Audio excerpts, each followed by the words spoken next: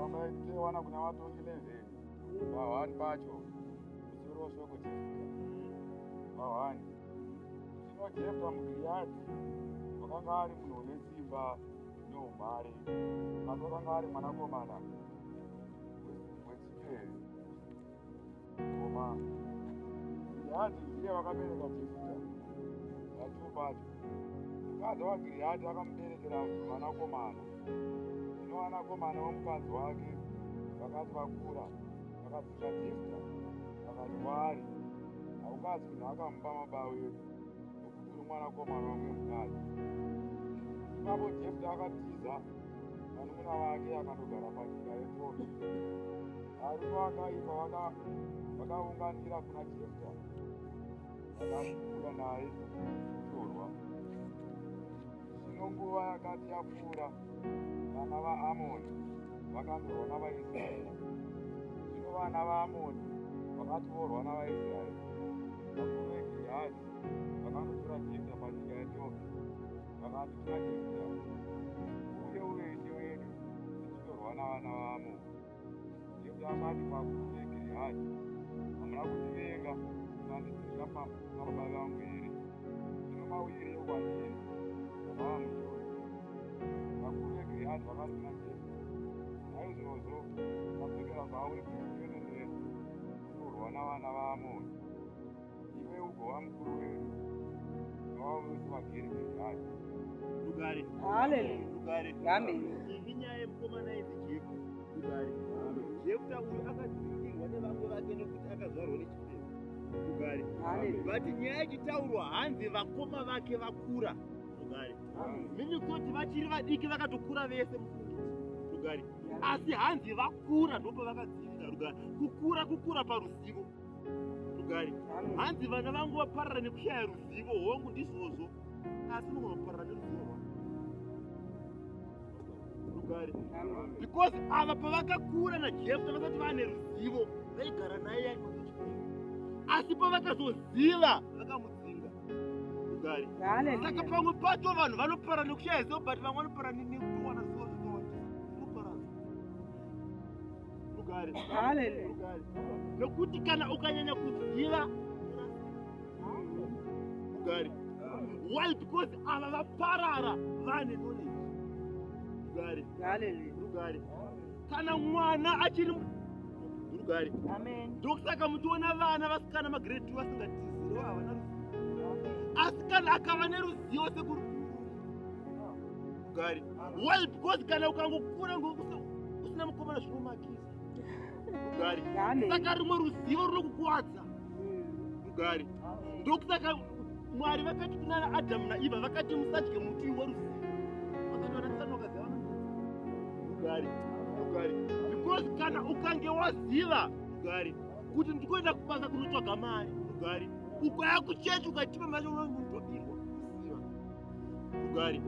Saka pamwe pacho kana ukaziva unorasika uripo Rugare. Nekuti ava zviri kunzi pavakange vakura Rugare. Mine kuzoti vanga vakura pakuziva Rugare. Vachinge vakuziva ndopa vakabva vadzinga mumwe wavo Rugare. Pane time dzaunoti unorasika according to kuti wakutoziva. Zvimwe zvawaimboita kare hauchaite because wakuziva. Rugare. Nekuti kana munhu akava neknowledge kurayirwa kwakuita kare zvikuwa Rugare. Saka kana ukava neruzivo rikakurisa seri kunorasika uripo Rugare. Pane pamwe paunorasika tiri kuziva uripo Rugare. Ini ndakaita grade 2 ndikaipasa but grade 2 yaizvozvi ndotinetsa Rugare. Ndikashandisa ruzivo rwangu kune makara Rugare. Saka ava vari kunzi vakarasika nekuti vanga vakutoziva Rugare. Saka sometimes kuzivisa Rugare. Kuti kana pamwe pacho usina ruzivo nokuri munhu aripo asi ukaziva unodzinga wekwako Rugare. Because vakomana ava zvanzi vakuziva vakadzinga Jefta hanzi mwana wechipiri Rugare. Yeti chifeve chacho ndiani? Mai vake. Mai vake vakadana nababa wake rugari. Muzoti sometimes pane zvinhu zvokuti hazvina under control rugari. Vakadzi vangu zokuseti hangoipa rugari. Why? Because hanzi muka akadana nechifeve but baba vake havanonzi vakaindira chifeve rugari. Why? Pane mamwe makesi ekuti panongonzi imwe type inongodzvanyirira rugari. Munhu anomitiswa mwana ari musikana ndiye anoshorwa rugari. Asi motadza kushora tsano vakatiza mwana wavo tatsano asi munoshora nayo rugari. Angori mamwe maprinciples epanyika ekuti kunoshorwa nayo hakushora kazvi rugari. Saka pane zviwo zvepanyika zvokuti aiwa pari kushorwa uyu but hasire rugari. Nyika ndo yakafunga kudaro rugari. Mwana kana achizvarwa anoita 9 months ari mudumbu rugari. Abuda mudumbu anofanira kuita dzimwe anofanira kunzi ane 10 but nyaya mbeta yawo anoziva rugari. Munhu akaita 9 months ari mudumbu abuda anoziva rugari. Why? Because akaita 9 months achinofanira kugara rugari. Saka mwana ndikabvunza kuti animanga ndoita ane rugari. Saka pane kumwe kuziva kunokurasika muri po rugari. Why? Because akaita 9 months ari mudumbu abuda rugari. Ine maprinciples I know it so nekuziva kwayo rugari. Asi koma zvinonzi ane 9 months paakatenga kuumbwa ndopakatanga kupovereka rugari. Saka panda kuine kuziva kuti totawa iyi nyika ine maprinciples ayo rugari. Because kune vamwe vanhu vane chipo chekudhiraivha rugari. Vane chipo chekudhiraivha nyika ine kuti amuteva musina license rugari. Pane zvako zvoroka bosi munhu aizvarwa anozvarwa akafumbata chipo. Mumwe akatofumbata chipo cheudhokta but auita dhokta nyika rugari. Mumwe ane chipo chake chekuda chimwe but aiwa nyika idizvo rugari. Mumwe ane chekuponza mazvonzano makati zvopasa rugari. Why? Because nyika ine maitiro ayo rugari. Hongu Mwari vanenge vakusimudza but nyika ine zvainoitawo rugari. Hanzi Mwari anosimudza marombe kubva muguruva. Unoziva kuti ini ndiri kategori marombe unomboita kuita kuti Mwari asindioni rugari. Asi Mwari achida kusimudza nyika inoita vatsano nyika inokufuda rugari. Saka sometimes nyika ine zvayo zvainotoita rugari. Wangu wakasikwa une zvakadaiso but nyika haidi izvozvo rugari. Jefta uyu anga atori nechipo chake but vakamuziva kuti uri mwana wechifeve rugari. Haasiri akaenda chifeve asi ndimai vake rugari. Saka inyika yakakondema zvamwari zviri pakatemwa zvazvo rugari. Saka sometimes pane imwe mukana wako uripo unovharwa nenyika rugari. Vakawanda mufanira kunge mune mamota but nyika yakatibeka ifambe nemota rugari. Ndokuti unoziva kuti iye anosimudza marombe kubva muguruva asi hausimudzika borira rugari. Kana uchirema kachitsanya kaureruke usimudzike rugari. Ini chanofanira kutsanya chichinhwani rugari. Kutsanya kunochinja life rugari. Anotsanya chaizvo nemwoyo wake life yake inoreruka. Anotsanya chaizvo asina mwoyo wacho life yake inoreruka rugari. Ukatsanya usina mweya waMwari rugari. Ukatsanya une mweya waMwari life yako inoreruka nhamo yobva zvonaka rugari. Ukatsanya usina Mwari wacho life yako inoreruka kana vambori ma40 kg wamu20 unotoonetsana vaona but vari pakutanga rugari. Watsanya kutsanya kune result but result yemisano inongoenderana nezvezvenyu rugari. Ndakaenda kuchikoro ini kubva grade 1 up to form 4 but unongoonetsana havana nochikoro. Manje nyika iri rafu rugari. Kana ukabuda nemahiwa haikupe certificate kuti hapana rugari. Wangu tese takaenda but avatsano ava kuchinese kuti vakaenda kuchikoro ndivo rugari. Kuti ubvunze kuti ukaenda kuchikoro here anokunesera ndiani bepa kuti hapana rugari. Manje nyika pakadaro haitarise izvozvo rugari. Why? Because pane zvimwe zvawakapiwa naMwari zvaunazo asi nyika haiti rugari. because life yedu haifaniri kunge yakadai so. Mwari haana kusikira kutambudzika, but isusu tisakada kutambudzika kwake. Example, rugare. Japreza kana akaita show yake rugare. Anenge ane ku-VIP nekupofu rugare. Japreza haambomire pato vati yosha enda kupofu aiwa. Iwe nemari yako kuti akupofu. Audzwe rugare. Ukatisa mari yako kona uri $5 VIP ita $50 ukakusika kupinda. Rugare. Saka munhu wese tamuta munhu wese anoziva pari rugare. Ndikakuzo tsaro moita kudenga kuti hoteki yanga yeye. Kuti nekumarani kwenyu kwauchaenda wamba kumarani kwenyu rugare.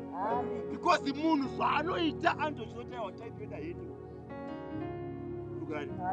Rugare. Why? Because munhu wese chakanaka anenge achichida rugare. But tinosungura rugare. Why? Because nyika yetu haidi. Saka sometimes kana ukaona mukana wako wavharwa vhura umu rugare. Because Mwari ane zvaanoda kuti uite. Asi nyika yaramba rugare. Saka chiva newisdom kuti nyika haipereri pane mabhodha tsari kuti munyika kunoendeko rugare. Saka zvakuda wisdom rugare kuti pane zvako but nyika iyi rugare. Ari Mwari wamasimba ose rugare. Pakazvarwa Jesu akanzi tora mwana utize naye rugare. Why akazoti kana akaramba aripo ndiripo Mwari tsano vanofa rugare. Wangu zvako zviri pakati but kwauri tsano akuiti. Unatenga mota but payroll yako tapira maRTGS. Chero ukashanda nesimba unongodikitira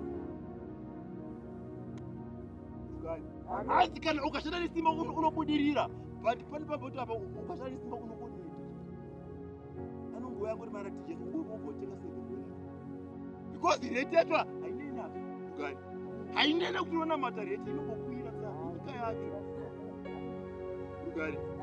Saka sometimes unogona kunamata but izvo hazvichinjike ndijesu angori mwana wechiseve rugare. Saka ndaita kuti pane zvimwe zvinhu zvekuti haukwanisi kuzvichinja. Ndozvo zviri ndonyika yacho. Chero ukanamata seu ndokwaunogara kufamili rugare. Saka chero ukaita sei kana sei ndokwaunogara. Because Mwari haana kutipa zvatinoda asi akatipa zvinhu zvatinofanira kuzuva. Dai zvaidzi munhu unotiza mwana waunoda kuzvara dai vamwe vana vasina kuzvara unoita kuti kutora mutsuru rugare. Asi Mwari anokukupa kuti chinongo chimwe kunobva kuna Mwari but chimwe chako chimwe chipo chacho utongo chichiwamba chimwe komana dha rugare. Zvinozongozi chipo chinobva kuna Mwari unozoti kubva kuna Mwari but time wekaunozviona rugare. Rugare. Saka anotipa zvinhu zvatofanira kusuka rugare. Why? Because kwaunogara haukude but wakatokuda because ndokwaunako rugare. Saka kuti nyora kwaunogara hapana anonyora kumarari kwavo. Azviite munhu wese atonyora kumwe kunhu but anokupa zvinhu zvaunofanira kusuka. So pane zvimwe zvinhu zvausingakwanise kuchinja. Chero ukanamata chero ukaenda kupureya unofira kupureya. Because kutsanya kune danger 1. Ukatsanya unoonda rugare. Nekuti hadzi vana vaparara nekushaya ruzivo asi ruzivo chete haripedze zvinhu rugare. Ukatora glasi ukachasa glasi rinokuratidza kuti musoro mako mune magumbeze asi glasi harikwanisa kubvisa magumbeze. Wongo information unayo but wazoitii hazvikwanise kuchinja. Zvongo waifanira kuita dhokita but baba wako havana kukuendesa kuchikoro hazvichinjike rugare. Saka chero ukachema kuti baba wacho ndivo baba vako ivavo rugare. Because baba wako vachaza kukuendesa kuchikoro iwe pawakashanda wakadi kuzviendesa uzoteki kuinana baba vako vangu rugare. Saka usablame munhu because maangofanana hanzi baba vangu vanga vasina imba iwe hauna kuiwani kuitawo rugare. Pazvinodzimawo vheti ari kupuwa mari. Ndakambobvunza zvekuseku iwe ni mama akakurongo yacho but inini ndakanza vamwe ndaiwa ayo kundidzaira ndakati ina baba kuti hapana ndotosikofa greg dai ndiripo ndisamboita mavheti andaiteyoyo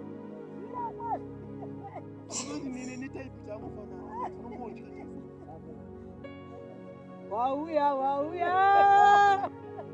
Wayare bute kibuku.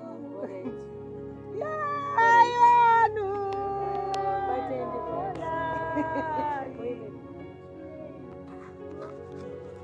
Yey vano okomufa vari kubakuba yawo neke ose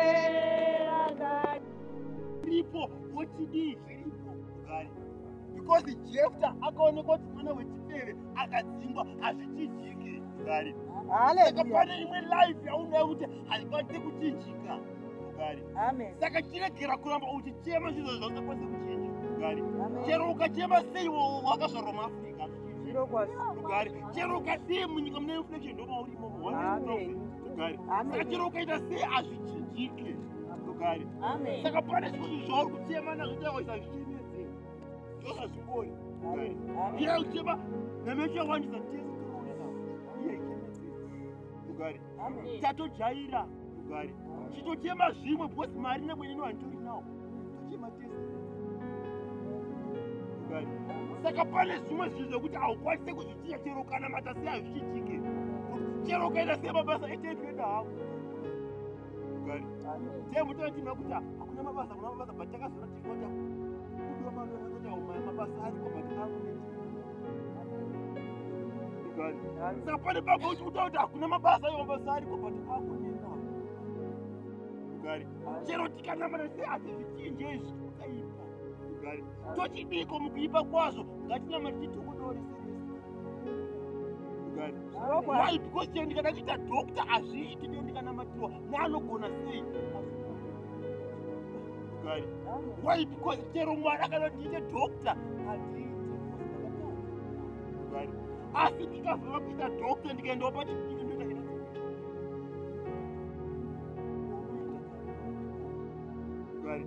saka pane zvimwe zvinhu zvekuti haukwanise kumbova ukazvichitira ukaita sei nasei kugari ngazvisare zvinhu zvinokutambudza why because haukwanise kuzvichinja kugari chero ukaita sehongu ndozvokase ndofesi yako katsanoita kugari ko bhaibheri rondiri rakataura kuti vari kwakashata kugari pakati paliyana rachiwa handizvanzi liyatianga kugari asi ngowani akatishatira kuti akarooneka ndokusaka muchato chitikana richata anoiswa jira rewhite kumeso rugari isanyeuye kusosoka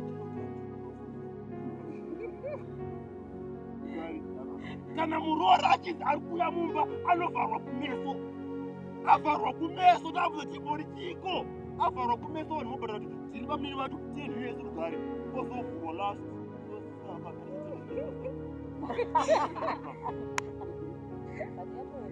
but yatoenda zvotopera asikuchinje rugari tosamira muchato anovharwa kumeso muchato wese pakristu bread ozovhurwa madokumende muchato anenge atonyorwa bozana baba vatosaka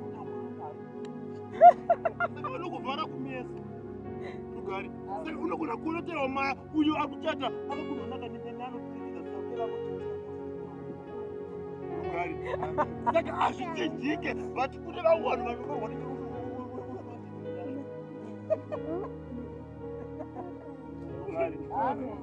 because time yetu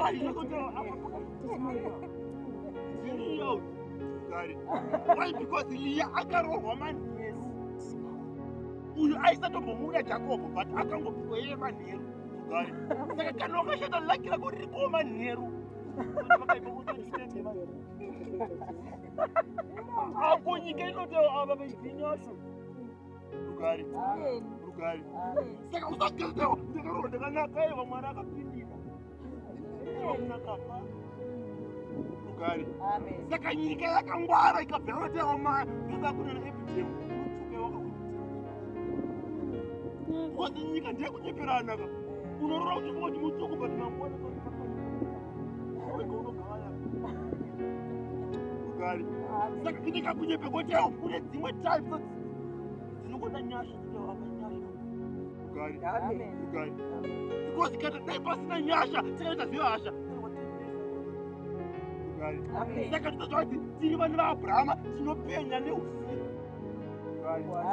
Saka masikati echo tepekwa hii. Tosakuona vanhu vakangwara vakati kana muratiwa muvhare ifesi. Saka baba vanenge vasingamuzivi votopota kuti ndiwe muroro wangu.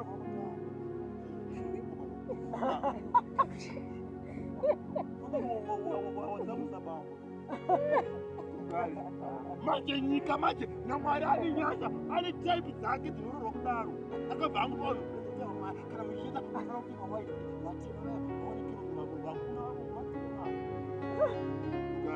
auzotine munhu akanaka akashata.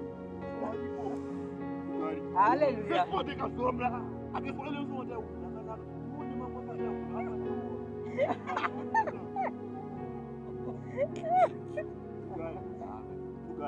saka pamwe pacho unofana kutenganya usati mumwe munhu anomira bhati testimony ana testimony tese pakaaa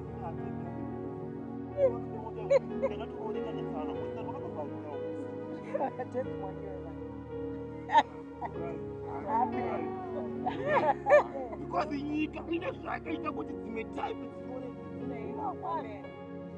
Saka zvichita ane nyasha kumunhu wese. Iye handina testimony positive yakaipe unofitana netsana ako nyika inoona auzokuita aiwa mukazashande choice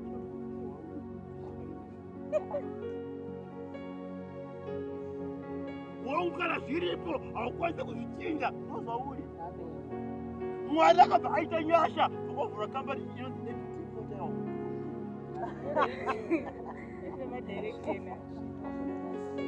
vamwe venyu hamuna kudzinokura kandava inokumbi ndo testimony dzenyu vanaliya inokudzira haukwanisi kuzvichinja ndozvazviri but Mwari ane nyasha akaita kuti ugororwa nenyasha.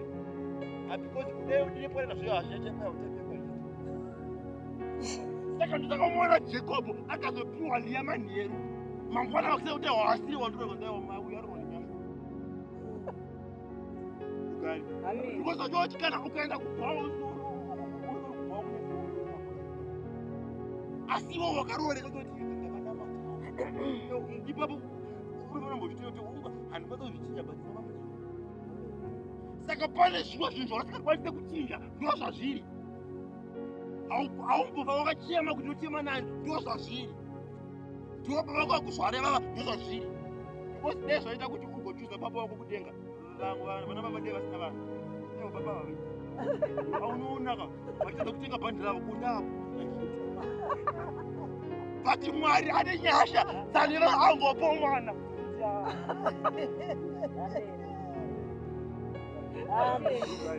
Dai vana vaichuza aivo vamweira kuti avadhedha ndida dzingori bhatuna vanoramba kuti baba vaita. Saka Mwari ane nyasha anongoti nowe kana wakuzva vemutorire vanhu baba vakazvichinjika chifeve chodhoma vakazvichinjika zvekuti ane chipo chake but akazvaone chifeve dai aikwanisa kuchuza aichuza tepera komamota but nenyasha dzake wakadaro anongozvarika mwana zvifeve zvinozvara maromba anozvara. Saka pane dzimwe nyasha dzaripanongoti kuti dai pakaiswa vhayo yekuchuza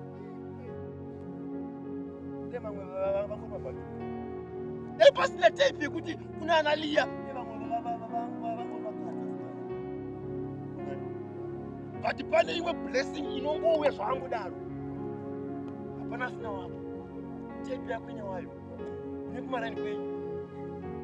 Saka chero ukachema ukaita sei hazvichinjike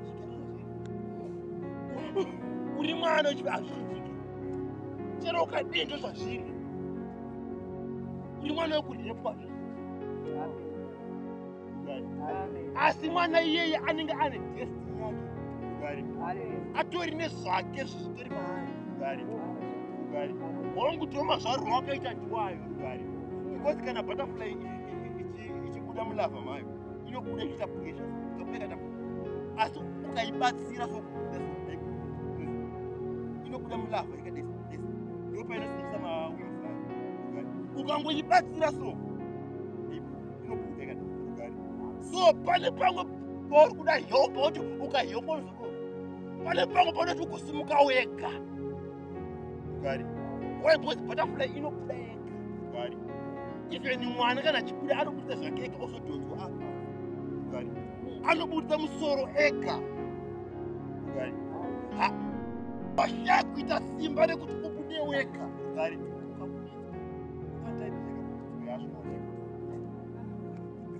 unomuona ugari wangu chero ukachema ndozvazviri wakabudisa pane zvimwe zvekuti hauna control nazvo uri jefuta ugari chero ukachema sei nokuda ukaita haunobuda wega ugari saka pane imwe lege kuti uyu